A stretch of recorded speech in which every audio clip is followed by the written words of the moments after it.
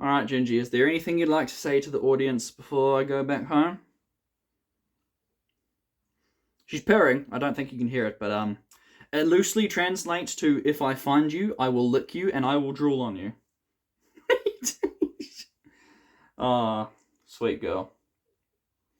This is the review of the Ark in Space. Ah, drool!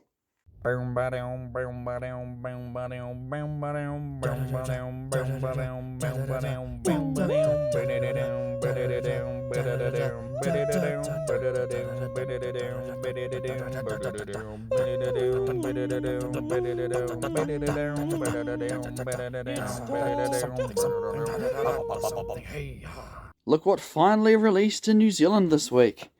Heck, the UK's probably getting ready for the next release already. I'm back in my freezing cold apartment with the broken light, and I already miss Gingy. I just want to say before I begin, it's crazy to think that since the start of this year until now, I've reviewed all of the third Doctor stories, and only the very first one, Spearhead from Space, even got close to reaching 100 views. I'm pretty sure it's sitting on 97 right now. Meanwhile, Robot, the first fourth Doctor review, gets 100 views in less than a week. I guess that shows who the more popular Doctor is. Thank you very much for all the love on that video, by the way. Although it wasn't all love, someone in the comments section dissed my fourth Doctor hat. Said it looked bad. Good. You think I use that deliberately cringe-inducing a cappella intro thing because I care about quality or being taken seriously? No! I'm trying to match the energy of the show I'm reviewing. This is classic Doctor Who we're talking about. Camp and cringe are part of the fun. I mean, just look at some of the stuff we've seen over the years. And with that, the hat stays. Even if it doesn't fit properly. The Ark in Space, not to be confused with The Ark, like Google was constantly back when I was trying to review that one back in the day, is a 4-part serial from 1975 that acts as a direct follow-up to the debut story, Robot. It's very clear that Tom Baker has immediately settled into this role. I mean, I know they filmed this one out of order, so it was technically the third one that he filmed, but anyway, I think it comes down to the fact that, as he says during interviews, his Doctor isn't a character he's playing, it's literally just him acting and behaving the way he does in the real world in his day-to-day life. Bold choice if you ask me, but I'm more than excited to see what kind of development we get as the years go on. So, Season 12's second story sees the Doctor, Harry, and Sarah Jane Smith land on the titular Ark, which is, in fact, in space.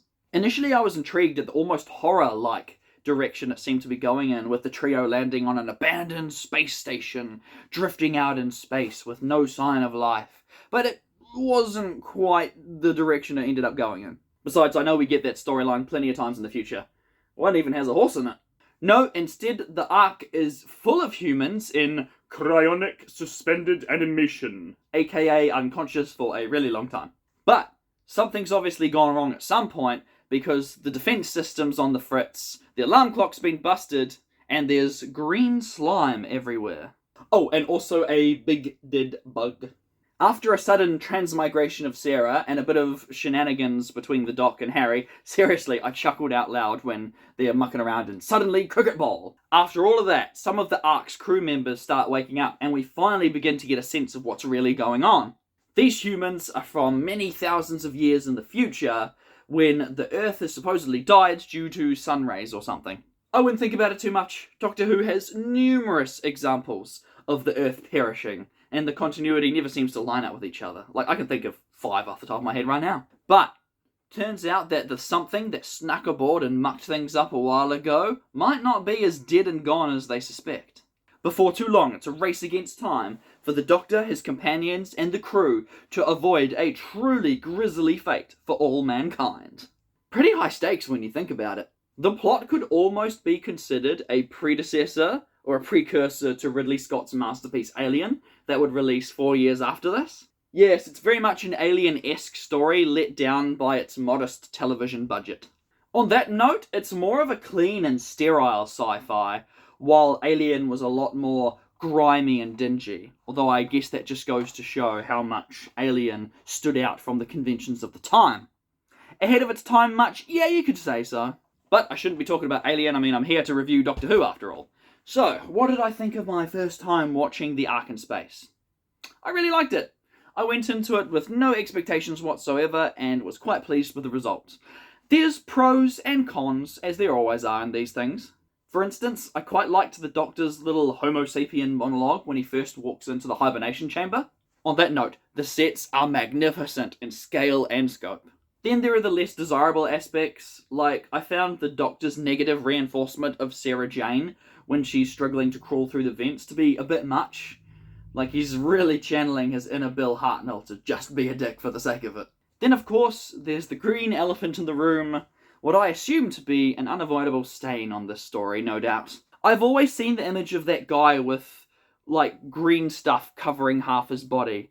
I always assumed it would be some kind of, like, spongy foam that was done up with makeup to look convincing. I knew it was going to be goofy, but bruh, it's literally green bubble wrap. Dude literally has green bubble wrap on his hand. Why are they so insistent in using that image in the marketing of the serial, including on the special edition DVD cover? Actually, let's take a quick detour to discuss that, shall we? Which DVD cover is worse? I've only ever known the standard edition one, which I don't consider to be bad, but it does give off the false impression, like the illusion that this is a story about a humongous intergalactic space insect coming to consume a space station, which obviously is not the case. But then there's the special edition re-release with Broccoli Man on the cover, so standard edition wins. Also, for what it's worth, the special features on the standard edition are pretty neat. A couple of short, entertaining featurettes. Actually, stick with me here because this is going to be important. It wasn't until I watched the new CGI effect shots on the special features, which shows the Ark hovering in the Earth's orbit, that I realized I'd completely missed a crucial bit of information and totally misunderstood the nature of the Ark. See, I thought it was more of an Alien Covenant situation. Yes, I'm bringing it up for the millionth time. It's one of my favourite science fiction movies, leave me alone. So I thought it was an Alien Covenant situation, where it was a transport vessel of some kind with its mission to transport thousands of humans across the galaxy to find a new home. But it's literally just a space station chilling outside the Earth's atmosphere. Maybe I'm just dumb, but it definitely wasn't effectively conveyed to me until after I watched the updated CGI shots. Makes me wonder, how did they survive the supposed heat death that wiped out all of the humans on Earth when they were pretty much right next to the Earth? Well, if it was just me not picking up on it, then that's my bad. If not, then it really recontextualizes a lot of the story. Well, given that this hat cuts off most blood flow to my brain, it's probably just me being dumb.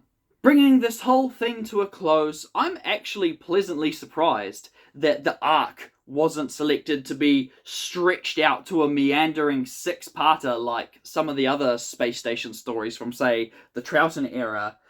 But no, they wrap it up nice and neatly, and in a nice bit of continuity, it leads directly into the next serial with the TARDIS trio teleporting to Earth directly from the Ark, so it'll see them on Earth in the same time frame, so like a couple of thousand years in the future where there's supposedly no humans on Earth, leaving the TARDIS back on the Ark. So we'll just have to see where this goes from here. I know season 12 kind of has like an overarching connected story, so I'm very interested to see where the next couple of serials go. As for next week, a rare two-parter that I have actually seen before, and we'll be entering the box set saga, should I say. Thank you all very much for watching, and I will see you next week. Hopefully. You better be there. It's one of my favourites. What's this? Incoming transmission? Yeah, I have news from a reliable source that apparently bubble wrap wasn't popularised in UK homes until many years after the cereal came out, so apparently I'm not allowed to make fun of this cereal for the silly green bubble wrap. But I'm gonna do it anyway. I'm sorry. Don't break my windows.